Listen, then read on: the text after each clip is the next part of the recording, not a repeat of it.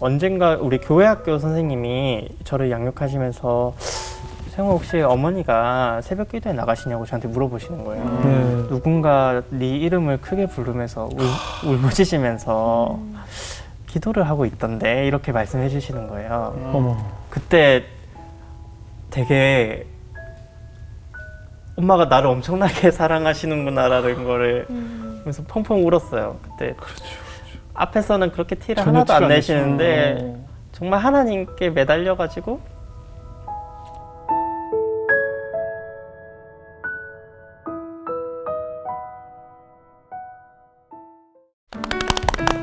안녕하세요. 새롭게 와서 주영훈입니다. 안녕하세요. 송지은입니다. 안녕하세요. 정몽균입니다. 세상의 시선으로는 불행이라고 말할 수 있지만 신앙의 관점으로 봤을 때 감사라고 느끼는 일들이 있습니다. 네, 오늘 초대 손님도 연이은 고난으로 힘드셨지만 지나고 보니 은혜였다고 고백하시는 분이십니다. 네, 한때 소아암으로 힘든 시기를 겪으셨는데요. 이제는 간호사이자 그다음에 장기이식 코디네이터로 일하시는 우리 유세영님을 모셔보도록 하겠습니다. 어서 오세요. 안녕하세요. 안녕하세요. 사실 남성 간호사가 이렇게 뭐 많은 건 아니죠?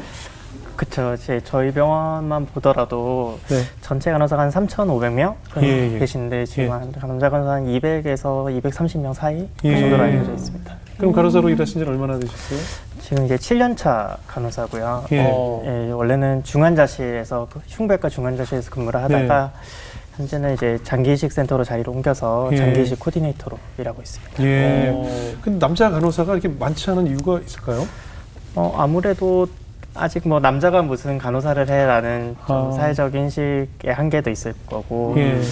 아직 그 롤모델로 삼을 만한 예. 어떤 그 남자 간호사 선생님이 아직 적다 보니까 좀 사회적으로도 좀 접하기 힘들어서 그런 것 같습니다. 예, 아무래도 고된 일이 있고 그 얼마 전에 고인이 되신 우리 주석준 교수님도 참 많은 환자들을 위해서 애쓰시다가 세상을 떠나서 많은 사람들의 참 끼니도 못 챙겨 드시면서 일하셨다고 해서 많은 사람들이 가슴 아파했는데 지금도 우리 한 생명 한 생명을 살리기 위해서 우리 현장에서 일하시는 분들 참 다시 한번 감사의 인사를 전하고 싶습니다. 감사합니다. 예. 안 그래도 저기 주석준 교수님께서 네. 전공 과목이 흉부외과신데 그랬죠. 마침 제가 또 일했던 부서가 흉부외과 중환자실이었어가지고 사실 이제 그쪽에서 일하는 의사 간호사 선생님들이 어떻게 일하시는지 알고 있거든요. 예. 그래서 너무 심장이 아픈 환자는 많은데 이제 그쪽에 일하고 있는 인원은 적다 보니까 그래요. 수술이 좀 몰리거나 이러면은 실제로도 진짜 수술 환자는 계속 나오는데 그 수술 후 직후 상태니까 환자분들의 맥박이나 혈압이 다소 좀 불안정하는 경우가 있어요. 그러다 보니 뭐 개인적으로 밥을 먹으러 가려고 해도 환자 상태가 안 좋아지게 되면은 갑자기 일단은 환자를 먼저 살려야 되니까 의사 선생님이건 간호사 선생님이건 좀 환자 곁에 지켜야 되는 상황이 많고요. 그러다 보니 흉부외과 의사 선생님들 같은 경우는 저녁 10시에 첫 끼를 먹는 경우도 있고요. 그래서 그 주석준 교수님도 네, 그 라면 스프 얘기가 무슨 말인지 저는 알고 있습니다. 그래요? 네, 그래서 얼마나 그 현장에서 많은 사람들을 살리시기 위해서 그런 고된 일들을 그 상황들을 견뎌내셨을지 저도 참 마음이 많이 안타깝습니다. 그렇네요. 예. 우리 오늘 오프닝에 연이은 참 고난에 의해서 살아오셨다고 이제 소개를 했는데 어린 시절에 어떤 일이 있으셨을까요? 일단은 제 가장 대표적으로 알려져 있는 제가 소아암 환자였거든요. 예.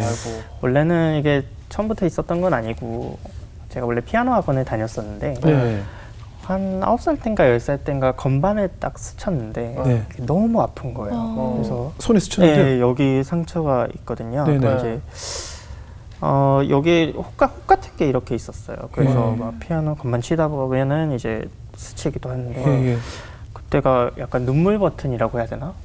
한번 통증이 시작되면은 그 자리에서 너무 극도로 아파가지고 거의 한 5분 정도는 다른 일을 못했어요. 그래서 동네 병원 쪽에 가보니까 어린애들에서 좀 흔하게 보이는 건 아닌데 크기도 작고 좀 괜찮을 거다 이랬는데 좀 하루 이틀 지나가다 보니까 계속 혹이 커져가지고 일상생활이 불가할 정도가 되니까 좀 큰 병원에 가보라고 하셨습니다.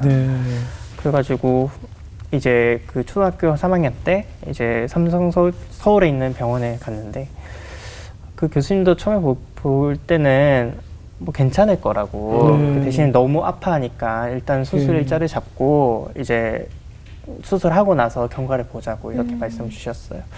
그래서 저는 뭐 어릴 때 아무 생각이 없으니까 그냥 뭐 괜찮은가 보다 이러고 이제 예정된 수술 일자에 수술을 하고 이제 퇴원을 했죠. 그리고 다음 외래 때 갔는데 약간 의사 선생님 분위기가 약간 심상치 않은 거예요. 그래서 알고 봤더니 이게 보통은 종양이라고 하면은 양성 종양이 있고 악성 종양이 있는데 양성 종양은 그냥 혹 같은 거고요. 이제 악성 종양은 암의 일종이라고 하더라고요.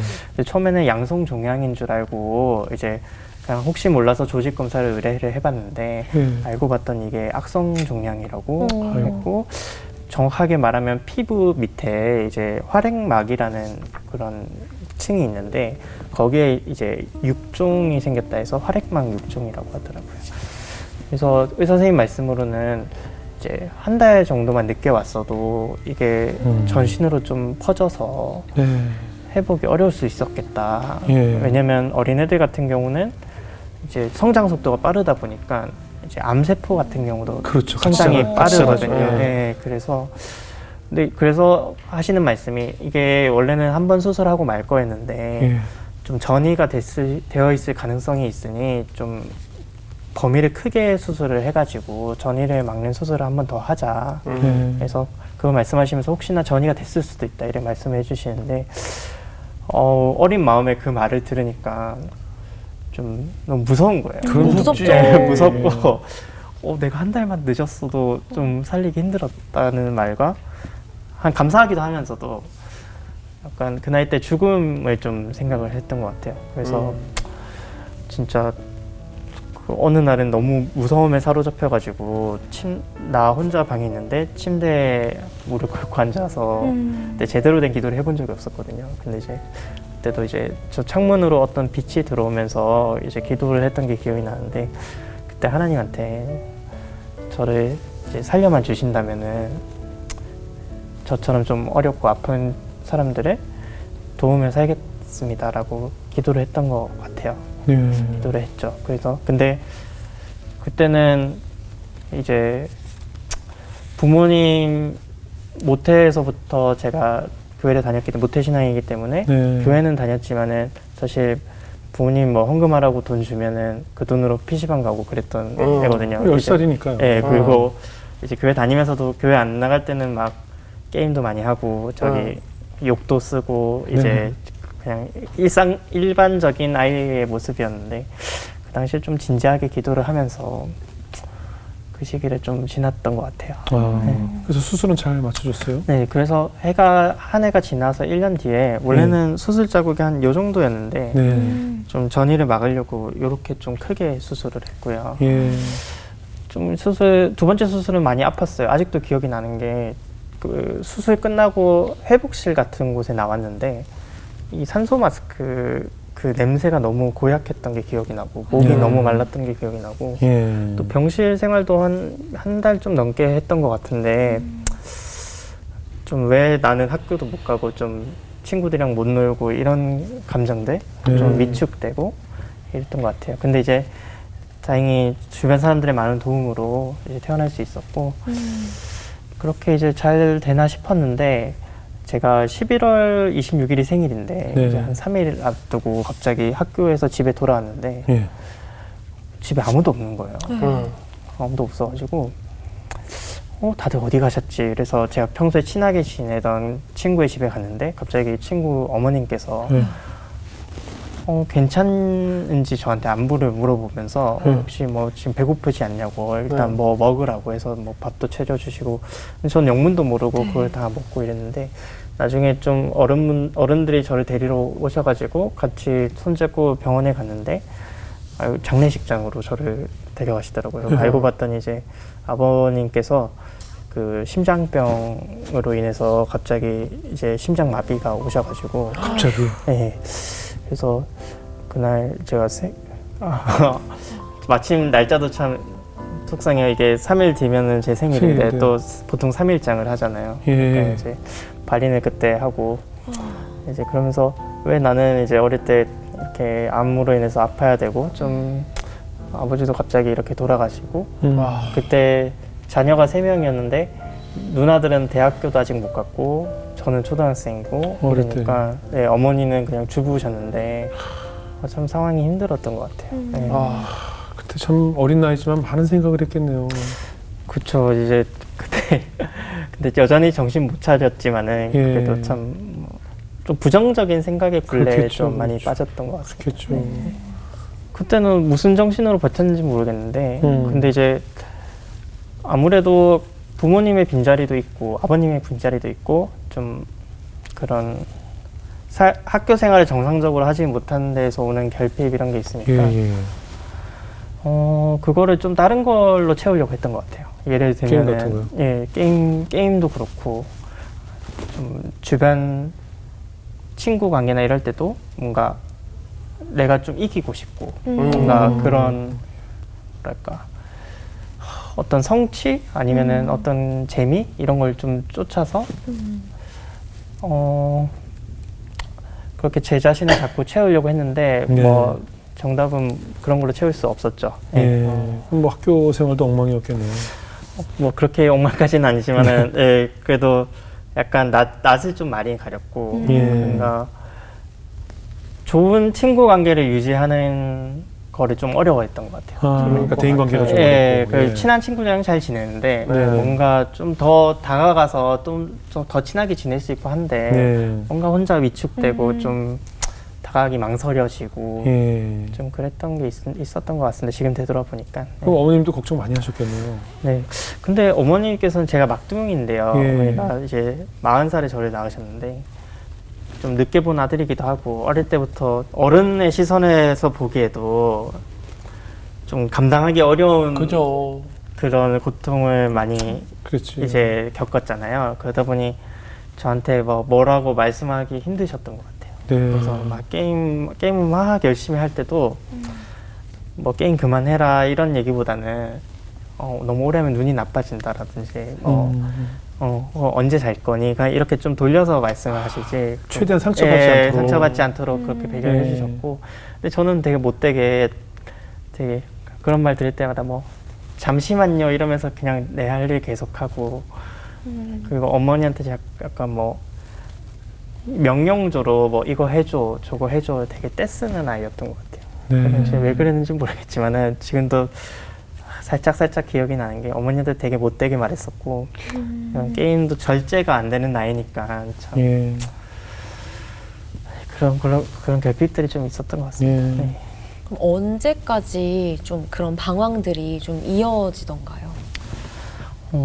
일단은 초등학교는 그렇게 무사히 졸업을 했는데 중학교 한 2학년 정도까지는 계속 그랬던 것 같아요. 그래서 근데 이제 제가 그래도 주일 성수는 해야 된다라는 게 있어가지고 예. 모태 신앙들의 특징이죠. 예, 꼭 그렇죠. 뭐 그렇게 신앙이 좋았던 건 아니지만은 교회는 가야 된다. 그래서 네. 교회 가서 그때 그 당시에 유행하던 그 가정 비전 학교라는 프로그램이 있었습니다. 그래서 네. 그때 이제 예수님이 제자들의 발을 씻겨 주셨던 것처럼 좀 부모님의 발을 한번 씻겨 드리는 그런 시간이 있었는데 제가 아직도 기억이 나는 게 한번 어머니 발을 이렇게 딱 물로 해가지고 씻겨 드리는데 그 발의 주름이 다 느껴지면서 그때 제가 내가 잘못된 방향으로 가고 있구나라는 게 확실히 느껴졌어요. 그래서 그때 부모님이 정말 어머니께서 한정된 형편 가운데 본인은 먹을 거 안 먹으시고 그러니까 아껴 쓰시고 아직도 기억나는 게 저랑 손잡고 그런 동네 시장에 갔는데 저는 막 이것도 해주고 저것도 해주고 싶어 하시면서도 본인 옷은 제일 싼 거 입으시거나 아니면 그냥 뭐 다음에 사면 돼 이러고 이제 가시고 이랬던 게 문득문득 떠오르는데 그때 이제 제가 게임에 한창 빠져 있었을 때 어머니가 고생했던 거 그리고 날 위해 참아주셨던 거 이런 게 다 고스란히 느껴져가지고 예. 그때서야 어머니의 발을 통해 하나님의 사랑을 조금 느꼈던 것 같아요. 예. 그래가지고 그때 이제 좀 바뀌어야겠다. 물론 웃긴 거는 이제 그 다음날도 게임을 했지만은 물론 뭐 예, 어쩔 수 없죠. 예, 근데 이제 서서히 바뀌었던 거예요. 그때가 좀 계기가 돼서. 근데 그러면서 이제 좋은 사람들을 저한테 하나님께서 붙여주시더라고요. 이제 일단 첫 번째로는 우리 담임 선생님과 이제 그 당시에 수학을 저한테 알려주셨던 그 과외 선생님이 계셨는데 처음으로 나도 잘할 수 있구나 이런 거를 깨우쳐 주셨어요. 그리고 칭찬을 해주시니까 이제 너무 기뻤던 거예요. 아, 이게 게임 말고도 재밌는 게 있네? 이러면서 좀 학업에 재미도 느끼고 그러면서 공부를 열심히 해가지고 처음에는 인문계 고등학교까지 성적이 안 됐는데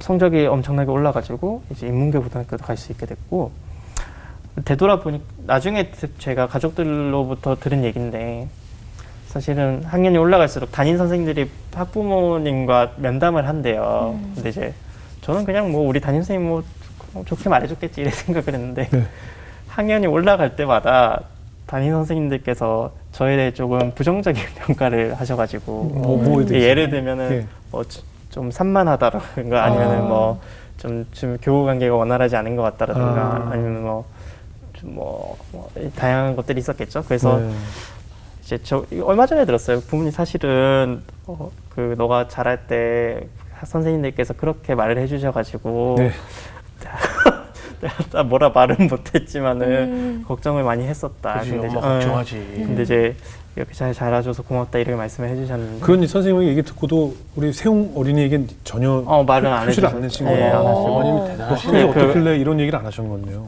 그러니까 이게 저희 어머님 보면은 인내와 절제를 정말 잘하시는 것 같아요. 그냥 네, 저를 있는 그대로 그냥 보시고 기다려주시고 믿어주시고 그런 게 굉장히 큰 힘이 되었습니다. 그러네요.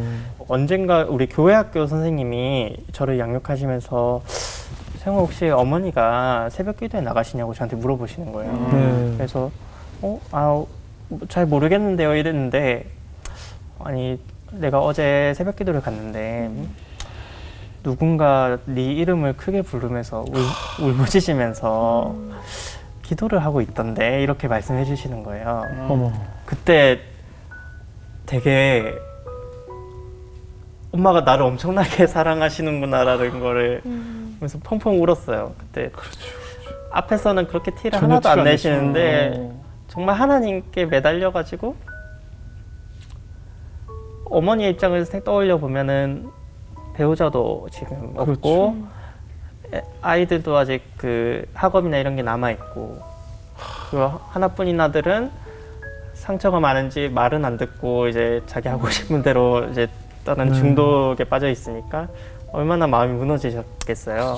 근데 그거를 뭐 나를 혼내거나 때리거나 뭐 그런 식으로 표현하셨을 수도 있는데 전혀 그러지 않으시고 하나님께 나가셔서 그렇게 기도하셨다는 사실이 지금도 새벽 기도 가시거든요. 그래서 어머니의 기도로 여기까지 온 것 같습니다, 사실은. 전혀 티 안 내고 새벽 기도 가서 아들 이름을 외치면서 그러니까요. 눈물을 흘리셨을 어머니의 모습을 떠올려 보세요. 정말 아유 마음이 찢어지죠. 우리 애들 앞에도 이제 좀 변해야 되거든요. 저희 애들도 갈 자신은 없고 방 앞에서 해야 되겠어요. 방문 닫고 또 들으면 다 들리게. 변한다니까. 네.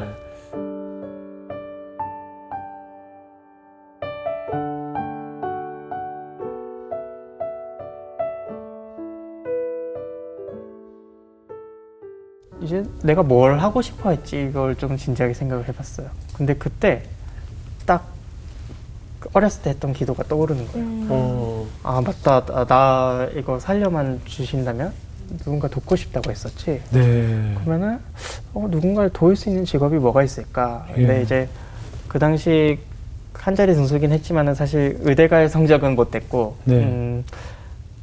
근데 좀 그래도 도울 일이 뭐가 있을까 하다가 마침 작은 누나가 호스피스 병동의 간호사 선생님이었거든요. 근데 호스피스라고 하면은 말기 암 환자분이라든지 좀 이제 임종 얼마 앞두지 않으신 분들을 좀 표현이 조심스럽긴 하지만은 그 임종 전에 좀 존엄하게 그 시간을 보낼 수 있도록 이렇게 계신 곳인데 누나한테 그래서 물어봤어요. 누나, 나도 누군가를 돕는 일을 하고 싶어서 간호사에 관심이 생겼는데 누나 생각은 좀 어떤 것 같아? 이랬더니 누나가 그 자리에서 바로 답은 피하고 다음 달부터 자기가 일하는 병원에 한번 봉사활동 와서 한번 보래요. 와서 직접 봐라. 네, 그래서 고3 때 매주 가진 못했고 한 달에 네. 한두 번 정도 이제 가서 봉사활동 했는데 처음에는 이제 제가 면허증이 있는 게 아니니까 네. 뭐 주사를 놓는다거나 뭐 그런 의료행위를 하진 못하고 네. 그냥 뭐 저기 걸레로 주변 청소를 한다거나 좀 네. 심부름 하시면 그거 들어드리고 이제 그 정도 일밖에 하지 못했습니다. 근데 가만히 한 달, 두 달 지켜보다 보니까 어느 순간 창문에 비친 그 간호사 선생님이랑 환자분의 모습이 눈에 들어왔는데요. 간호사 선생님이 이제 되게 따뜻한 눈빛으로 수건 가지고 어르신분들 그 얼굴도 닦아드리고 머리도 쓸어 넘겨드리고 눈을 마주치면서 얘기를 경청해 드리고 있었는데 그 모습이 굉장히 빛나 보였어요. 네, 그래가지고 뭔가 한 인간을 좀 사랑으로 대하는 그런 느낌을 굉장히 많이 받았고 순간적으로 이제 이렇게 멋지고 좀 숭고한 일이라고 하면 나도 도전해볼 만 하겠는데? 네, 내 인생을 한번 여기 걸어봐도 되겠는데? 이런 생각이 들었습니다. 그래서 이제 소신껏 저 1, 2, 3 가나다군에 이제 원서를 쓸 수 있었는데 네. 다 간호학과를 했었고요. 아, 그때, 이제 간호사 하겠다고. 네, 근데 이제 그 당시, 근데 어머니랑 누나는 말렸죠, 사실. 누나는 사실은 다시는 하지 않게 하려고 거기 분노했죠. 누나가 그 봉사활동을 보낸 목적은 하지 말라고. 간호사 선생님들이 얼마나 힘들게 일하는지 보고 동생은 그 길을 가지 않았으면 좋겠다라는 그렇죠. 마음으로 그랬던 건데 그리고 어머니께서도 작은 누나가 간호사니까 그렇죠. 힘든 걸 봤지. 끝나고 누나는 일 끝나고 집에 오면 혼자 집에서 방문을 닫고 혼자 우는 날이 많았거든요. 뭐 엄마가 이것 좀 먹어봐 이렇게 막 해도 또 우는 소리만 들리고 그러니까 엄마 입장에서는 얼마나 간호사 선생님들이 힘들게 일하는지 아니까 그리고 자식이 힘든 모습을 봤으니까 그리고 저 또한 어릴 때 좀 아파가지고 좀 몸을 많이 쓰는 좀 힘든 일을 안 했으면 좋겠는 마음도 있으셨던 것 같고 그래서 그때 처음으로 저한테 좀 다른 걸 생각해봐라. 근데 저는 또 반발 심리가 생겨가지고 내가 하고 싶은 거 이거 하고 싶다고 말하면은 내 편이 돼줄 줄 알았는데 왜 이제 내 마음을 잘 알아주지 않는 거냐고 그렇게 막 좀 화도 내고 그랬던 기억이 있습니다. 그래도 좋은 일이니까. 네, 근데 나중에는 간호사를 해보니까 이제 알겠어요. 왜 가족들이 그런 반응이 나왔을까 이해는 하는데요. 근데 그 당시에는 이제 오히려 봉사활동을 간 것을 통해서 아, 간호사가 하는 일이 굉장히 멋있는 일이구나. 그리고 누군가를 실질적으로 사랑으로 도울 수 있는 아주 숭고한 직업이구나 이런 생각을 가지고 지원을 했고 그리고 이게 또 비하인드 스토리가 있어요. 제가 수능을 그 당시에 쳤는데 제가 이과였거든요. 그래서 수학 점수가 굉장히 중요해요. 입시를 할 때. 그래서 학교에서 수학 시험을 치면 1등급 아니면 2등급 이렇게 계속 나왔었는데 제가 수능 볼 때가 굉장히 수능이 어려웠던 수능이라 가지고 그 1등급 그 컷 점수가 말도 안 되게 나온 거예요. 그러니까 보통 한 90점 어려워도 80점 후반 이런데 저 때가 78점이 1등급이었거든요. 그러니까 상당한 난이도였는데 그 수능에서 제가 수학을 4등급을 받아버렸어요. 근데 이과생한테 수학 4등급이라고 하면 갈 수 있는 데가 없거든요, 사실은. 근데 이제 제 마음속에 그 당시에 어떤 게 있었냐면 하나님께 이제 나 누군가 돕겠다 마음을 먹고 하나님 나 간호사 시켜주시면은 제가 또 열심히 해보겠습니다. 이렇게 기도를 했겠죠. 근데 그 수학 4등급을 마주치고 이제 선택해야 되는 순간이 왔는데 재수를 할 거냐 아니면은 간호사가 될 거냐 이건데 그때 제 안에 있던 우상을 발견하게 돼요. 무슨 말이냐면 어느 날 새벽기도 가서 기도를 하는데 하나님께서 이렇게 물으시더라고요. 세용아 너는 명문대생이 되고 싶은 거냐 간호사가 되고 싶은 거냐. 물론 뭐 이왕이면 명문대 생이면서 간호사 하면 좋겠죠. 그렇죠. 명문대 예. 출신 간호사가 예. 최고죠. 근데 저도 이제 등수가 많이 올랐으니까 자연스레 아 나는 당연히 서울에 있는 대학교 가겠지 이런 게 자리 잡고 있었는데 그때 아 나는 간호사로서 이렇게 헌신하겠다고 해놓고 마음 한켠으로는 그냥 명문대생이 돼서 사람들한테 인정받는 약간 그런 거를 더 쫓고 있었나? 그리고 하나님께 그렇게 기도하고 찬양하고 예배드리고 그렇게 뜨겁게 했었는데 막상 수능 성적표를 받아들이고 이렇게 맥을 못 추리고 있는 내 모습을 보니까 아 내가 하나님보다 약간 그런 학벌 타이틀? 약간 이런 거에 너무 목매고 있었구나 생각이 확 드는 거예요. 그래서 아 하나님 알겠습니다. 저는 물론 뭐 명문대생이면서 간호사면 제일 좋았겠지만은 저는 간호사 하겠습니다 해가지고 이제 소신껏 지원을 했고 간호사 그에 진학을 하게 됐습니다. 근데 그때 이제 제게 주신 말씀이 갈라디아서 2장 20절 말씀인데 이제 내가 그리스도와 함께 십자가에 못 박혔나니 그런즉 이제는 내가 사는 것이 아니고 오직 내 안에 예수 그리스도께서 사시는 것이다. 이제 내가 육체 가운데 사는 것은 나를 사랑하사 나를 위하여 그 그리스도의 아들을 버리신 이제 예수 그리스도를 믿는 믿음 안에서 내가 사는 거라고. 그러면서 이전에 나의 존재를 확인하려고 했던 어떤 성적이나 어떤 학벌 아니면 뭐 다른 이상적인 꿈들, 성취들 이런 걸로 자꾸 나를 확인하려고 했었는데 아 그런 거는 좀 십자가에 못 박고 예수 그리스도를 제대로 믿는 믿음 안에서 내가 살아야겠구나. 그러면은 앞으로 뭘 쫓아야 되지 생각을 해봤을 때 뒤에 갈라디아서 5장 20절에 그 성령의 열매가 있는데 오직 성령의 열매는 사랑과 희락과 화평과 오래 참음과 자비와 양선과 충성과 온유와 절제니 이 같은 것을 금지할 법이 없느니라. 그래서 아 성령의 열매 맺는 삶을 살아야겠구나 이러고 이제 간호학과에 가게 됐습니다. 아무래도 이제 간호사는 의사와 다르게 그 환자나 보호자와 더 오랜 시간을 겪게 되니까 아무래도 좀 정이 들고 그렇지 않나요? 어때요? 의사 선생님은 치료의 전문가라고 하면 간호사 선생님은 돌봄의 전문가라고 생각을 합니다. 의사 선생님들은 너무 정말 열심히 일하시고 훌륭하신 의사 선생님들 많으신데요. 사실은 한 명당 담당 환자 수가 굉장히 많기 때문에 질병의 치료 결정을 내린 후에는 또 다른 환자를 봐야 돼요. 그렇죠. 근데 간호사 선생님들은 담당하는 환자 수가 정해져 있고 그 치료 계획을 전달을 받으면 상의를 하면 이제 그 치료 계획을 머리에 가지고 있으면서도 이 환자분의 상태나 이런 걸 꼼꼼히 체크를 해야 되거든요. 그러다 보니 이제 어떤 의료적인 도움도 주면서 이분은 지금 어떤 상태지? 어떤 마음을 가지고 있지? 어떤 게 많이 불편하시지? 그러면서 계속해서 안부도 여쭙고 이러다 보니 자연스레 정이 쌓이는 것 같아요. 그거를 의학 용어로는 라포 형성이 된다. 환자와 그 의료진 간의 치료적 관계가 형성되는 걸 라포가 형성된다 이렇게 표현을 하는데 그런 라포들이 많이 쌓이게 됩니다.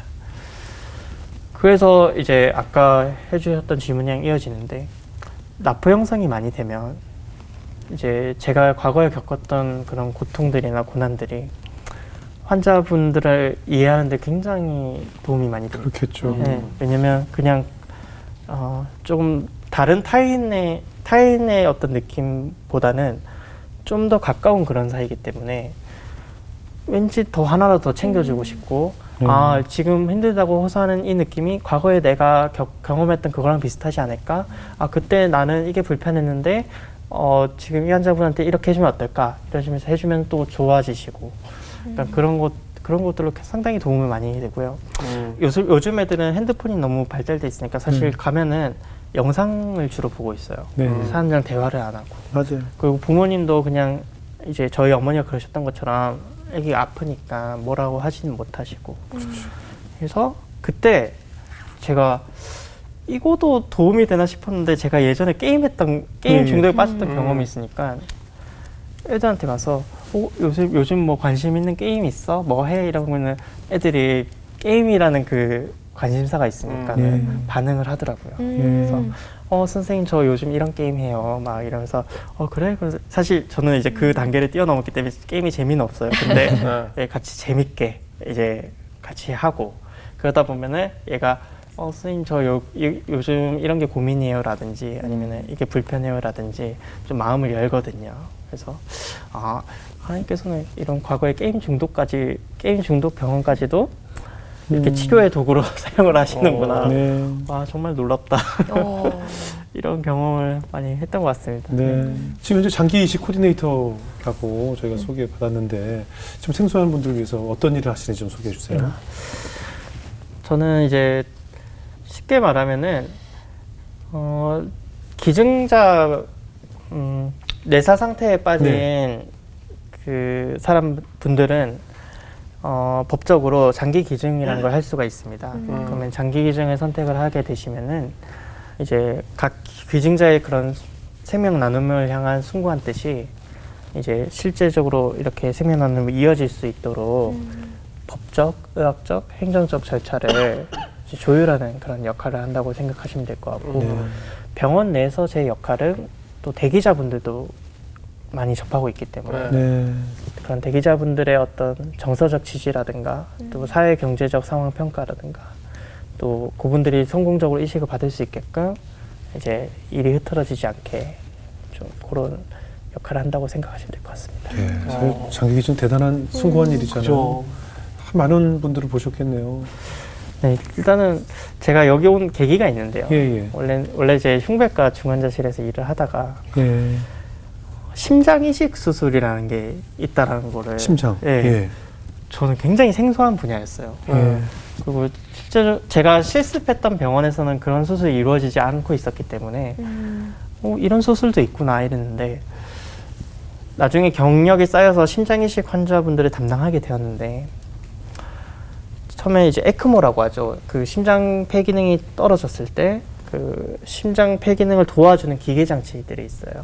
이제 에크모라고 하고 이제 에크모나 인공호흡기를 하고 있음에도 불구하고 점점 심장 기능이 회복이 안 되면 그대로 사망하시게 되거든요. 근데 이제 기증자분으로부터 공여받은 심장을 받으신 분이 그런 기계도 다 떼어내고 이제 일반 병동으로 가고 일상을 회복하는 모습이 굉장히 뜻깊다고 생각이 들었습니다.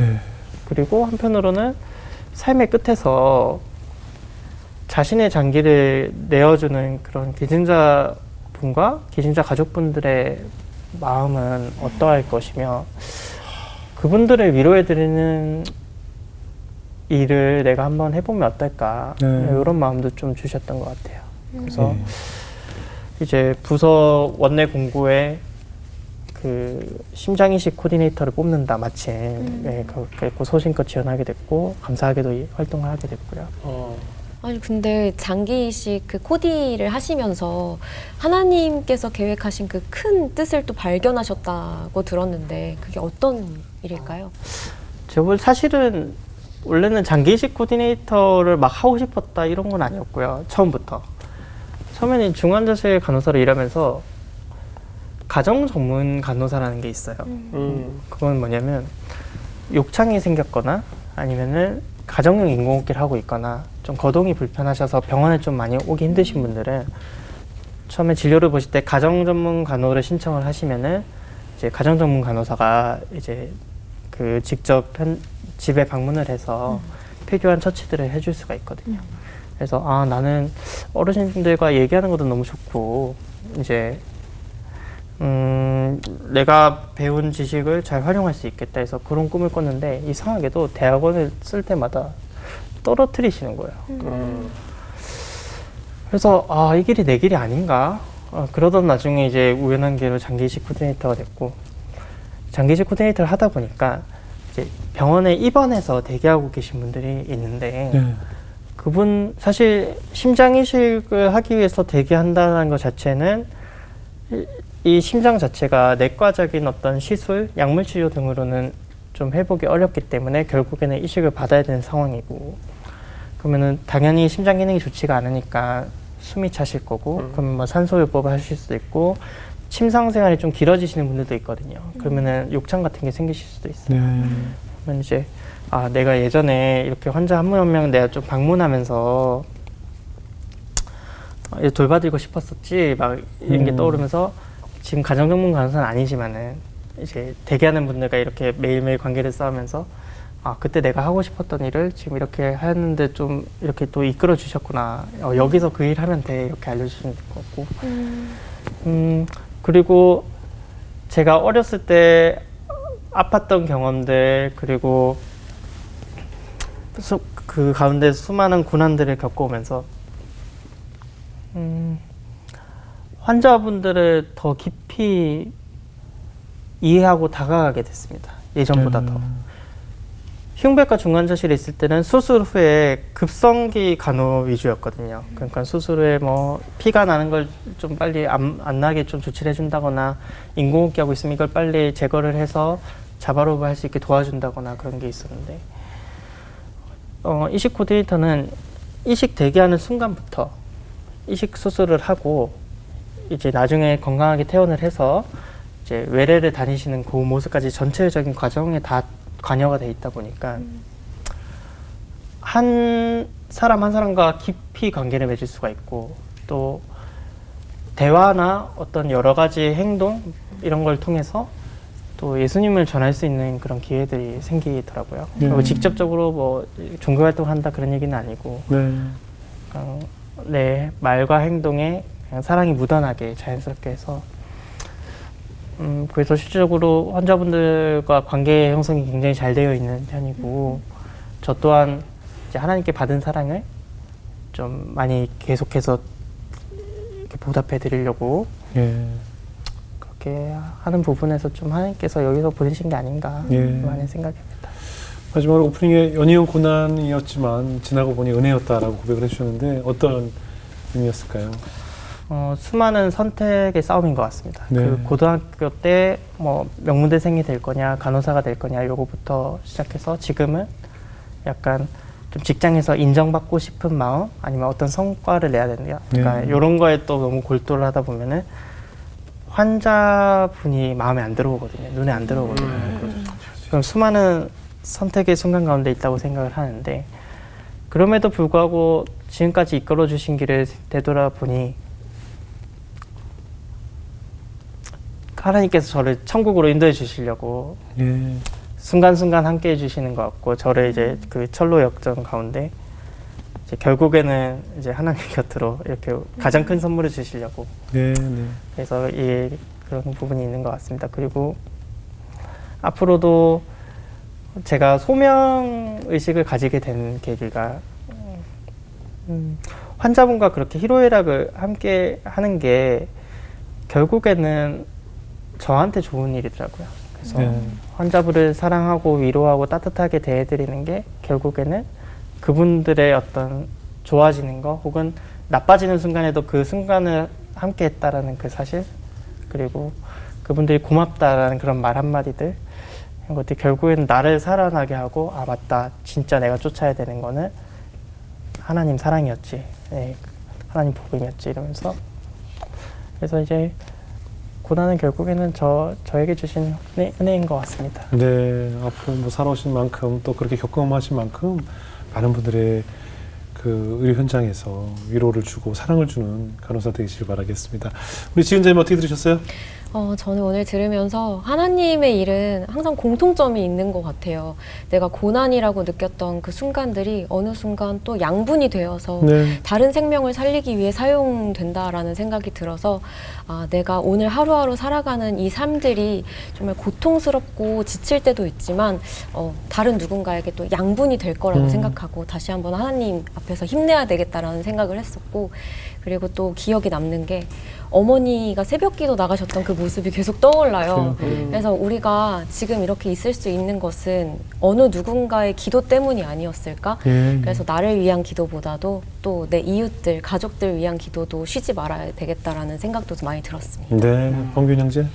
저는 초반에 이야기하셨던 게 남자 간호사가 참 많이 없다. 그 사이에 또 롤모델이 없어서 보고 갈 수 있는 게 없어서 좀 많이 없던 거 아닌가라고 했는데 우리 선생님을 또 보면서 앞으로 많은 또 젊은 남자 간호사를 꿈꾸는 친구들에게 간호사의 소명과 간호사의 꿈을 우리 선생님을 보면서 친구들이 좀 꿈을 꿀 수 있도록 앞으로는 한국의 남자 나이팅게일이 되어주시길 기도하겠습니다. 네, 저희 뭐 조카도 지금 미국에서 남자 간호사로 일하고 있습니다.